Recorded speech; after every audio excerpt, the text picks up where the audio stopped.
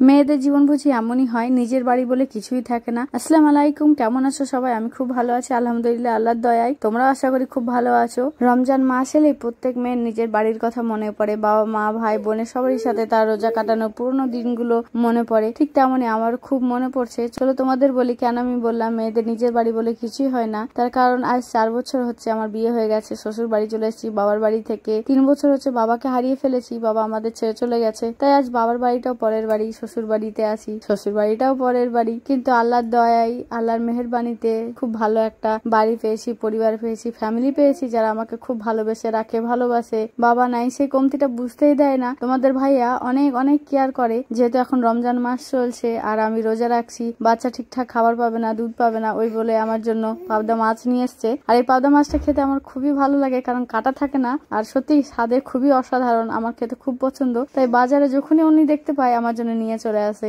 আজকেও নিয়ে এসছে। আর আমি ভাবলাম যে ঠিক আছে আমি যাই একটু মাছটা কাটা বাছা করে রান্না করি, কিন্তু আমি গিয়ে দেখছি কি আমার শাশুড়ি কাটা বাছা রান্না করতে শুরু করে দিয়েছে। আমি বললাম দেন আমি করি, কিন্তু আমাকে বললো না ঠিক আছে তুমি বাবুকে নিয়ে রাখো, বাবু কান্না করবে। আমি বাবুকে নিয়ে রাখছিলাম, তারপরে আমার শাশুড়ি ওটা পুরোটা রান্না করলো। সন্ধ্যাবেলায় মুড়ি দিয়ে খাবো, একটা খাবো মুড়ি দিয়ে নিশ্চয়ই, কারণ থাকতে পারবো না আমি। তারপরে ভোরবেলায় সবাই মিলে খাবো। শুকুর আলহামদুলিল্লাহ, আল্লাহ যা কিছু দিয়েছে তার জন্য। আর জীবনটা এভাবেই কাটছে, দুঃখ কান্না হাসি কষ্ট সবকিছুই আছে জীবনে।